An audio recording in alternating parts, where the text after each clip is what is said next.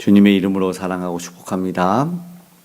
오늘 함께 읽은 잠언 11장 16절에서 31절의 말씀을 통해서 의인의 열매는 생명나무라는 말씀의 제목으로 함께 상고하기를 원합니다. 인생을 살다 보면 사람의 성품이 얼마나 중요한지를 사실 깨닫습니다. 같은 상황 속에서도 어떤 이는 덕으로 존경을 받고 어떤 이는 힘으로 순간적인 이익을 취합니다. 그런데 잠언 오늘의 말씀은 분명하게 가르칩니다.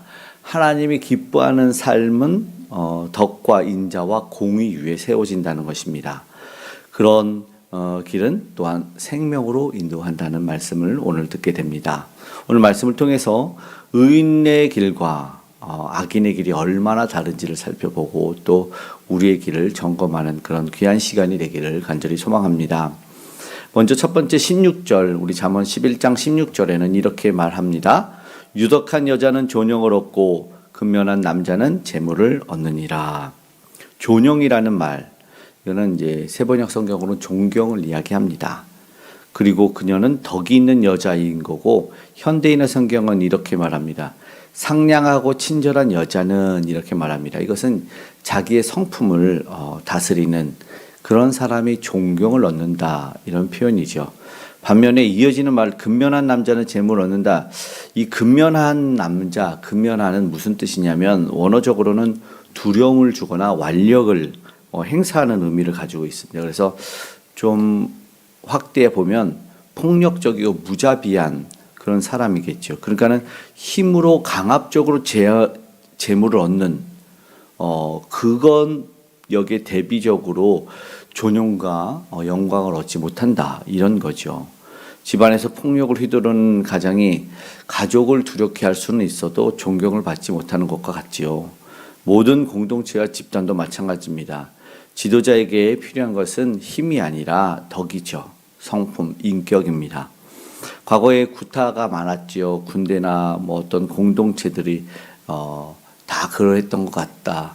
폭력이 없는 곳이 없었다. 학교에서도 사랑이라는 이름으로 회초리를 많이 맞기도 했었는데, 한 프로야구 구단에서는 이 폭력 때문에 선수들이 가혹한 폭행으로 다 탈퇴하는 그런 흑역사도 있었습니다. 오늘 우리가 지금 살펴봐야 될 것은 바로 그것입니다. 내가 무엇으로 이루고 있는가? 그래서 나의 성품은 어떠한지를 한번 돌아보는 그런 시간이 되기를 원합니다. 17절의 말씀, 인자는 자신을 살리고 잔인함은 자신을 해한다. 어쩌면 16절에서 이어지는 말씀 본문입니다. 특별한 해석도 필요치 않은 것 같습니다. 잔인한 자는 자기의 몸을 해하느니라.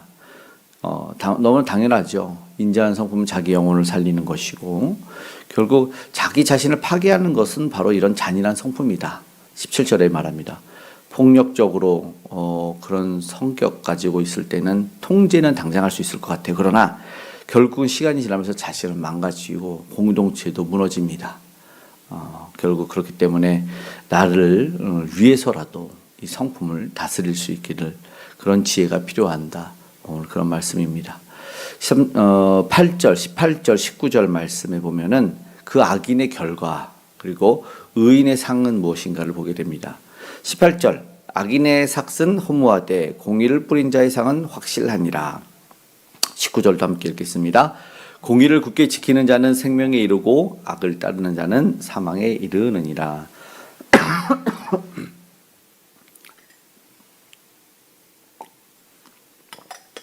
악인의 길은 사실 빠른 결과를 가져올 수는 있어요. 그런데 그 끝은 허무와 사망이다라는 것입니다.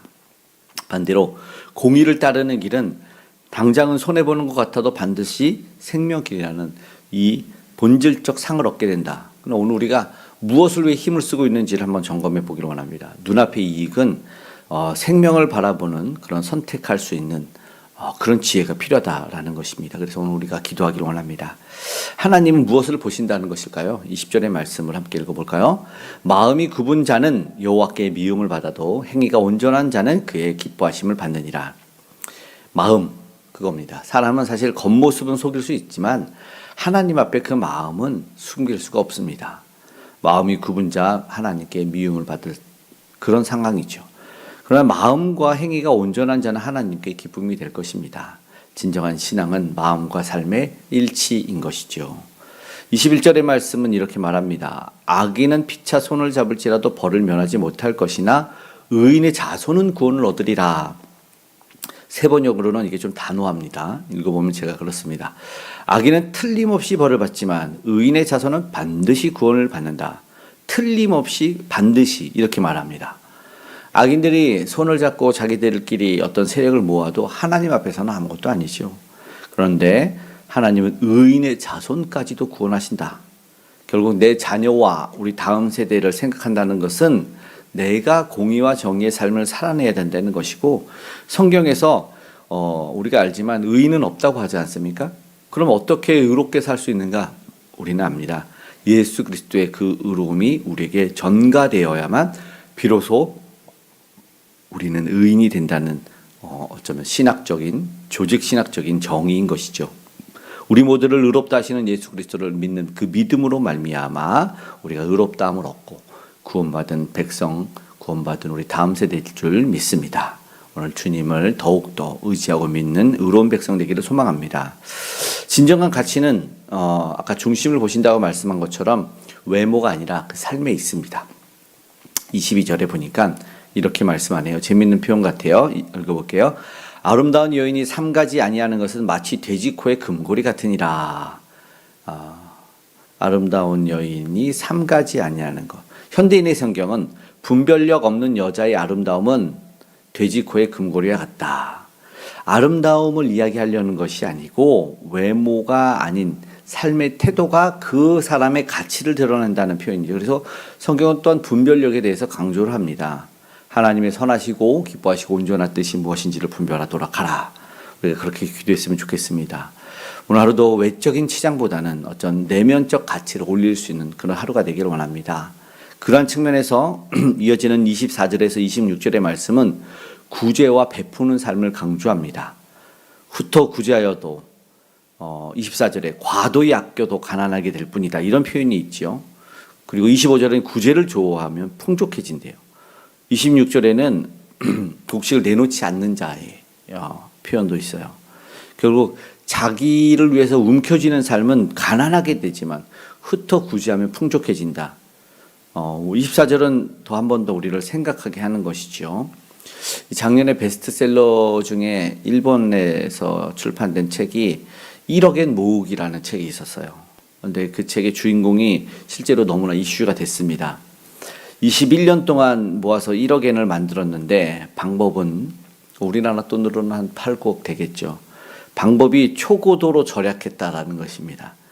15년 이후부터는 주식 투자도 병행했지만 그 전까지는 이 3만 엔짜리 월세방에 살고 인간적인 교우 관계나 연애를 전혀 거의 하지 않은 거의 일식의 1,2찬 아주 간결한 삶을 살았어요. 그래서 이 50살까지 모은 다음에 은퇴하고 이후에는 일도 안 하고 모은 돈을 까먹으면서 살 거다. 죽을 때까지 그것이 목표라고 하는데 한편으로 저는 이 대견하다 대단하다 보다는 불쌍해 보이는 생각이 들었어요.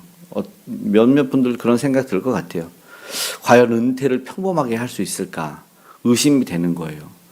정말 좋은 시절에 좋은 사람 만나지 못하고 젊은 시절에 좋은 곳도 못 가고 왠지 그 삶이 비참해질 것 같아요. 과연 은퇴 이후에는 그 과도하게 아꼈던 그 삶이 쓰고 베푸는 삶을 살 수 있을까? 안 될 것 같다. 성경에도 왠지 이런 얘기를 하는 것 같아요. 지나친 절약과 인색함은 결국 자기 곳간을 허무는 일이다라는 것이죠. 물론 가소비는 안 되겠죠. 그걸 말하는 것이 아니고 구제하는 자 그리고 하나님께 인색하지 않는 자는 하나님께서 은혜와 풍족함을 더하신다. 하나님 나라를 위해서 우리 심을 때 하나님 더 풍성하게 주신다. 그런 은혜를 경험할 수 있는 저와 여러분 되기를 소망합니다. 오늘 23절에 의인의 소원 악인의 소망 이렇게 말합니다. 23절 읽어볼까요? 의인의 소원은 오직 선하나 악인의 소망은 진노를 이루느니라 이렇게 말합니다. 그리고 이어지는 27절부터 30절의 말씀도 30절 말씀 읽어볼까요? 의인의 열매는 생명나무라 지혜로운 자는 사람을 얻느니라. 사람을 얻느니라. 아까 말한 1억엔 모은 사람의 안타까움은 사람을 얻지 못했다라는 교제를 하지 않았대요. 그런 측면에서 의인의 소원은 선을 이루지만 악인의 소망은 진노로 끝난다. 우리가 품고 있는 소망은 무엇일까요? 내 소망의 중심이 무엇인지, 하나님 나라를 향하고 있는지를 한번 돌아보기 원합니다. 악인의 나무는 뿌리가 없는 것, 아무리 무성해 보여도 곧 마르게 됩니다. 그러나 의인은 하나님 안에 뿌리를 내리기 때문에 잠시 조금 이렇게 빈약해 보이지만 든든한 뿌리니까 곧 싱싱하고 풍성한 열매를 맺는 것이죠. 더 나아가서 의인은 사람도 얻는데요. 돈을 따르는 사람이 아니고 중심이 바른 사람, 진정 관계가 맺혀진 사람이겠죠. 마지막 절 31절을 읽어보면 하나님이 반드시 보응하신다는 말씀으로 끝이 납니다. 의인이라도 이 세상에서 보응을 받는데 하물며 악인과 죄인이 어떤 심판을 받겠냐, 이런 말씀입니다. 하나님은 공의로우신 분입니다. 그러므로 오늘 우리는 자만하지 말고 겸손히 하나님 앞에서 우리 스스로를 돌아볼 수 있기를 간절히 소망합니다.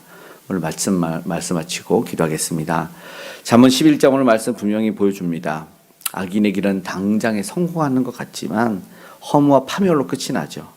의인의 길은 손해처럼 보여도 결국 생명과 영광을 얻고 그렇게 이어진다는 사실입니다.